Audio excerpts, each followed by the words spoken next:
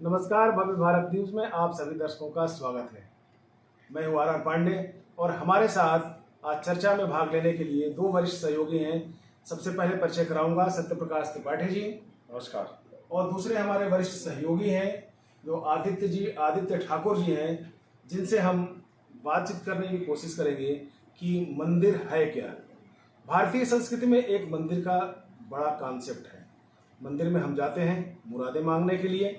मंदिर में मुरादों के बाद हम जिस प्रक्रिया से गुजरते हैं उसमें आरती दिखाते हैं, घंटा बजाते हैं, प्रसाद वितरण करते हैं और मत्था टेक कर आशीर्वाद लेकर हम वापस आते हैं। और हमें मानते हैं कि हमारा जो काम है, जो मनोकामना है, वो पूर्ण हो जाती है। आज चूँकि नवरात्र का 7वां दिन है और 7वें दिन की पूजा कैसे की जाती है, ये जो व्रत रखे हैं इनको अच्छी तरह से पता है कि वो अपने अपने ढंग से पूजा कर रहे हैं। लेकिन आज हम ये बताने की कोशिश करेंगे अपने सहयोगियों के माध्यम से कि मंदिर है क्या। तो चलते हैं सत्यप्रकाश त्रिपाठी जी के पास। त्रिपाठी जी, भारतीय संस्कृति में मंदिर का एक बहुत बड़ा स्थान है जी। लोग पूजा करने जाते हैं, मिन्नतें मानते हैं जी। मंदिर है क्या चीज? देखिए, मंदिर जो है दो शब्दों से बना हुआ है, मन और दर। मंदिर, मन का दर क्या है, मन का ठिकाना क्या है, कहाँ रुकता है मन। मन, अब आप देखिए कि और मंदिर हम करते क्या है। मंदिर में हम मूर्ति बनाते हैं। मूर्ति कौन बनाता है? मूर्तिकार बनाता है। वो हमारे जैसे आप जैसे इंसान होता है। मंदिर में मंदिर कौन बनाता है? वो भी मूर्तिकार बनाते हैं। मंदिर जो मिस्त्री बनाते हैं, राजमिस्त्री बनाते हैं।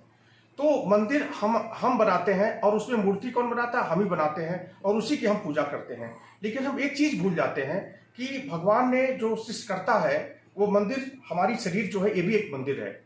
तो उस मंदिर को किसने बनाया? इस मंदिर को किसने बनाया है? वो भगवान ने बनाया, परमात्मा ने बनाया है। इसमें क्या है, हम मंदिर में क्यों जाते हैं? उसमें संकेत है। उसमें हमारे ऋषि मुनियों ने जो तपस्या की है, जो साधना की है, जो उनका एक्सपीरियंस रहा है, वो उन्होंने हमको संदेश देने की कोशिश की है। उन्होंने भी माना है, हमारे पूर्वजों ने भी माना है कि ये शरीर परमात्मा का है, बनाया हुआ है। इस परमात्मा हमारे घट पे है, हमारे अंदर है और हम उसको प्रतीक रूप में हम मंदिर के रूप में जाते हैं। और हम क्या करते हैं? जाते हैं मंदिर में तो मूर्ति को देखते हैं तो प्रणाम करते हैं। यहाँ मतलब कि हमारे अंदर जो परमात्मा है वो यहाँ से आज्ञा चक्र से दिखाई देगा अंदर, समझे आप? तो वहां पे हम मूर्ति को प्रणाम करते हैं, वहां ज्योति जलती है। तो मंदिर में ज्योति जलने का क्या मतलब कि हमारे अंदर भी ज्योति है। जिस ज्योति की वजह से हम प्रकाशवान हैं, वो ज्योति निकल जाती है और श्वास निकल जाती है तो हमारी शरीर जो है काली हो जाती है, काली हो जाती है, डिस्ट्रैक्ट हो जाती है। उसी तरह से हम वहां घंटा बजाते हैं। हमारे अंदर, हमारे शरीर के अंदर परमात्मा लगातार, परमात्मा जहां है वहां घंटा बज रहा है। उसको अनाहत कहा जाता है, अनाहत दात कहा जाता है। वो रुकता नहीं है। उसी तरह से हम तीसरी बात क्या करते हैं? हम जाके वहां प्रसाद लेते हैं, चरणामृत लेते हैं। उसको नेक्टर कहा जाता है, अमृत बस बरस रहा है, समझे आप? शब्द, वहां पे हम जाके अगरबत्ती जलाते हैं। अगरबत्ती जलाते हैं मतलब जो खुशबू होती है, हमारे अंदर वो शक्ति, हमारे अंदर जो उसका, हम उसका आनंद लेते हैं। तो हम, जो हमारे ऋषि मुनियों ने कहा कि ये जो मंदिर है वो प्रतीक रूप में है, इसको आप अपने शरीर के अंदर भी ढूंढिए, केवल वहीं तक सीमित न रखिए। इसलिए हमने विवेकानंद जी की बात मैं करना चाहता हूँ। विवेकानंद जी कहा था कि जब एक छोटे बच्चे को मैं मंदिर में जाते हुए देखता हूँ तो हमको बहुत खुशी होती है कि वो आस्था तो है भगवान के प्रति, परमात्मा के प्रति, जिसको उसने सृष्टि बनाई, हमको बनाया, उसके प्रति वो आस्था तो है, मंदिर तो जा रहा है। लेकिन जब एक बुजुर्ग को मैं देखता हूँ मंदिर में जाते हुए तो मुझे बड़ी कुंठा होती है कि इसका जो आध्यात्मिक लेवल है वो बिल्कुल बच्चों ही जैसे है, उसमें कोई उत्थान नहीं हुआ। उसका उत्थान क्या है कि हम अपने अंदर भी जाने, अपने इस मंदिर, जो भगवान ने मंदिर बनाया है उसको जो है हम अपने अंदर भगवान को, परमात्मा को पाए, अंदर देखें उसको। ये हमारा मंदिर का जो कंसेप्ट है। अच्छा, अब हमने कहा कि मंदिर क्या है। मन जो है सबसे बड़ा चंचल स्वभाव है मन का जी। और मन जो है उसको आप कहा जाता है कि कुछ भी कर लीजिए, कितना भी प्रभावशाली है, लेकिन मन से प्रभावशाली कोई नहीं है। मन को है, आप 1 सेकंड के अंदर अमेरिका की यात्रा अगर आपने किया तो कर लेगा वो। तो मन रुकता कहाँ है?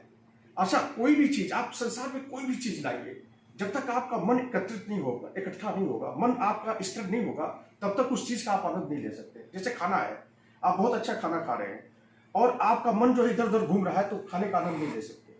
तो इसीलिए कहा गया कि मन को, जहां मन केंद्रित होता है वो चीज मंदिर है। तो मन कहाँ इकट्ठा होता है? 4 जगहों पर इकट्ठा होता है। मन जो है ज्योति में, रोशनी में, जैसे आप अंधेरे में कहीं बैठे हो और कहीं लाइट जल जाए तो आपका मन वहां चला जाएगा।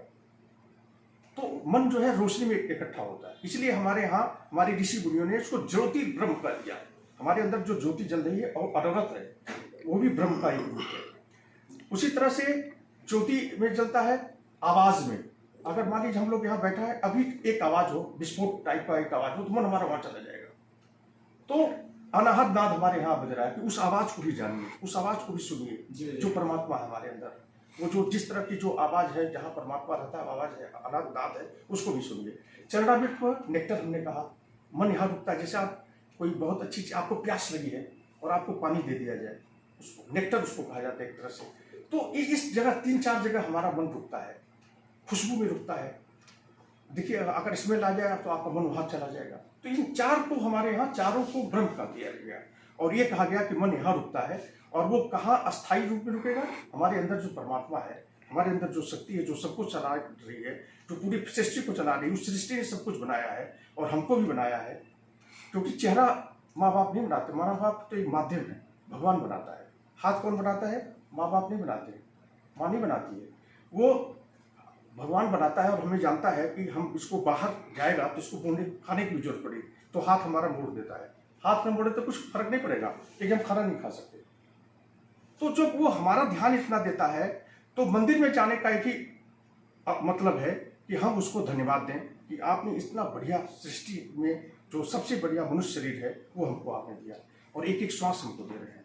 इसलिए मंदिर में हम इसलिए जाते हैं कि हम उसको धन्यवाद दे सकें। चलिए, त्रिपाठी जी का कहने का मतलब ये है कि अगर आपको आत्मसात करना है तो आप मंदिर जाइए, और मंदिर में अगर आपको देखना है तो आंखें बंद कर दीजिए और एक रिफ्लेक्शन आप इंट्रोवर्ट लाइए, यानी कि अंतर्मुखी विचार रख के आप अपने आप को देखिए, तो उससे आपको आनंद मिलेगा।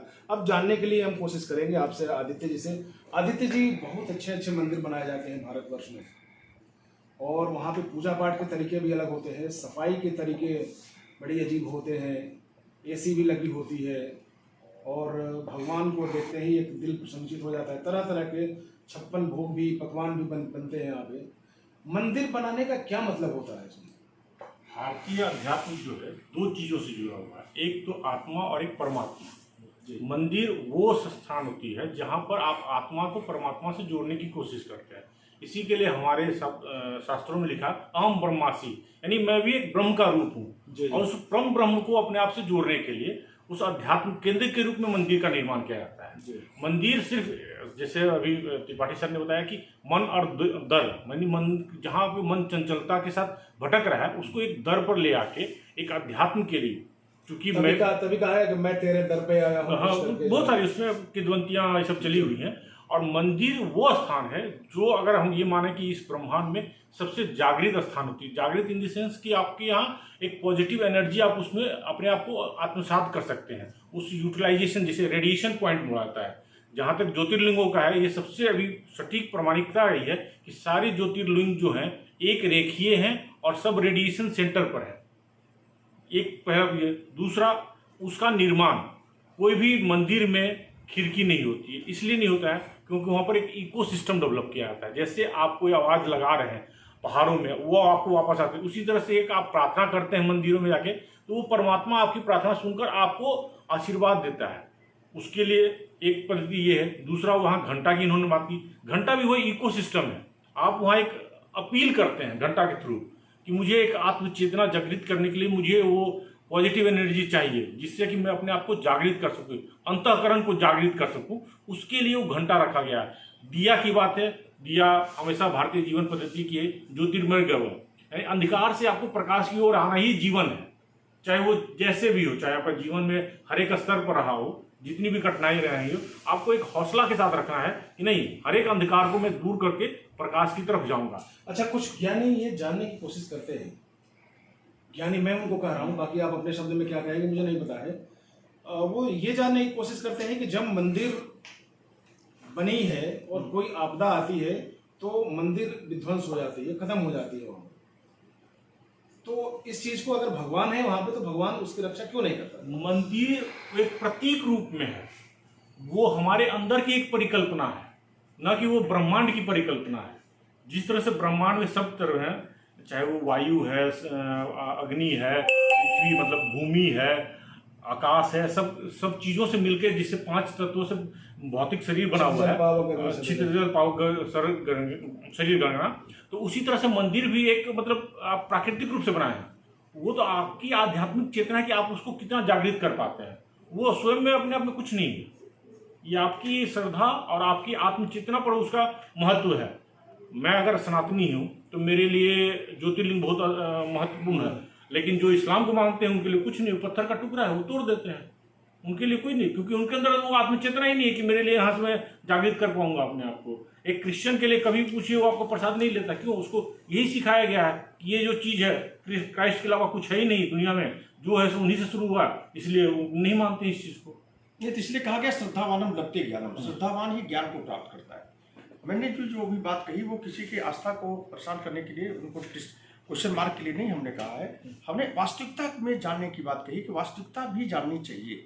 आप जो आस्था है, अगर मान लीजिए हम कोई एक आस्था मान लें कि मैंने खाना खा लिया और मैंने खाना नहीं खाया और 100% आस्थावान हो गया कि मैं खाना खा लिया, तो क्या मैं खाना खा लूँगा? तो इसलिए कि जो चीज़ आपको धन्यवाद आपको देना है तो परमात्मा को जान करके धन्यवाद देना चाहिए, केवल आस्था से काम नहीं चलेगा। मतलब कर्म भी उसके साथ निपटा, बहुत कर्म सबसे भारतीय सनातन। तो चलिए आज के इस गोष्ठी में इतना ही। और जो अभी निकल के सामने आई है बात, उसमें विवेकानंद ने जिन लोगों पर परिकल्पना की थी उसमें 2 रूप हमें देखने को मिला है मंदिर के बाद में। एक बच्चा मंदिर जाता है, विवेकानंद जी खुश होते हैं। एक वृद्ध मंदिर जाता है, विवेकानंद जी दुखी होते हैं। दुखी होने का कारण ये है कि ये इस उम्र में पहुंचने के बाद भी उस सत्य को नहीं पहचान पाया, अपने को आत्मसात नहीं कर पाया, और इस उम्र में जा रहा है तो इसको आगे क्या मिलेगा। दूसरी, मैं उन लोगों से कहना चाहता हूं जिनका सवाल ये रहता है कि अगर कहीं कोई आपदा आई और मंदिर अपने आप ध्वस्त हो गया, तो जब भगवान मंदिर अपने शिवालय की रक्षा नहीं कर पाए, अपने मंदिर की रक्षा नहीं कर पाए, तो वो दूसरों की रक्षा क्या करेंगे। ये एक अविश्वास का माहौल है, इसको आपको दूर करना पड़ेगा। और मंदिर सिर्फ ये है कि सच्चे मन से जाइए और अपने को वहाँ आत्मसात कीजिए, क्योंकि जैसे आपने अभी आदित्य जी ने बताया कि मंदिर में कोई दरवाजे जो खिड़कियाँ नहीं होती, आप वहाँ जो कुछ भी बोलेंगे वो गूंज के आपके अंदर आती है, और वही अगर आप सच्चे मन से जाते हैं तो आप उन चीज़ों को आत्मसात करते हैं, और यही मंदिर का कॉन्सेप्ट होता है। बहुत बहुत धन्यवाद।